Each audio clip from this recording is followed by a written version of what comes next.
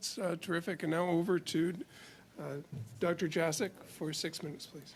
Thank you so much, Chair. Thank you to all the witnesses for your testimony. I'm going to follow up a little bit on where Mr. Lobb was going. First of all, is every application for an alliance grant subject to a risk assessment form? So that would be the ones which are partnership with private yes, companies. But of those? All of those have to fill out the risk assessment form. Okay. So of those, you have now told us that some 30 were actually rejected. There was a preliminary review. 96%, I think you said originally, were approved. And then 4% got sent, and of that 4%, 30 were rejected. How many was that 4%? As roughly half. About half. I think it was 34 is the number out of 62 or something like that. And there was consultation with CSIS, with the cybersecurity. I want to be clear. They're the ones that gave us that advice because we are not experts in security. We are an agency for funding science. It's very important for us that relationship and that input we're getting from the security agencies. They give us their recommendation about the risk level. Okay, so we understand that when applications are made, this is the process. Is there any retrospective of existing grants that have been given? Are you reviewing those in any way, or is this only for new applications? Well, we follow the direction of the Government of Canada, and we have not been asked to do so. Do you think it would be useful to look retrospectively? I think the panorama in the world has changed over the past few years, so I don't know if it would be necessarily helpful. We want everything to be secure.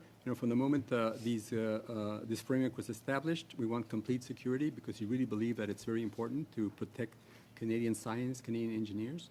So we should invest our time and our efforts in stopping whatever bad things from happening. So, Dr. Adem, from NSERC's perspective, have you involved any provincial government agencies in your consultations regarding these guidelines? Was that originally part of the working group? Well, there's this university working group. I think ICET is the one who organizes them. We are in touch with the provincial agencies. For example, the FRQ in Quebec, they contacted us wanting to know what was being developed. Also in touch with Alberta Innovates and others, because we have agreements with these provinces in funding these industry collaborations. So I think it's very important to share best practices across the whole ecosystem. So as I understand it, these guidelines were established in 2021. As you have just alluded to, obviously you want to look at best practice. Is there a date when these guidelines are going to be reviewed, the application risk assessment reviewed, based on what you have found, based on the experience that you've gathered in the last 2 years, or are you looking towards a specific date to review these risk assessments in the future? Maybe my colleague? Thank you for that question. There has been review, including on the risk assessment form, and there have been changes made to that, taking into account feedback that we received from the community to help simplify the process and make it clearer what elements of information are needed. So there is an ongoing calibration effort. That has happened, and I expect will continue to happen. And then that review would be communicated, obviously, with our government or the federal government for potential change. So the new risk assessment form, for example, was made public a few months ago. So it is communicated, publicly available, and shared with the research community as well. Yes. Okay, thank you. Dr. Hewitt, the whole issue of social sciences and humanities research, I imagine it's a little more complicated than the sort of, as we've heard, military operations or anything that can be connected to a security issue. But could you maybe elaborate a little bit from the social services humanities point of view of research, what you might be looking for where there could potentially be a risk to Canadian security?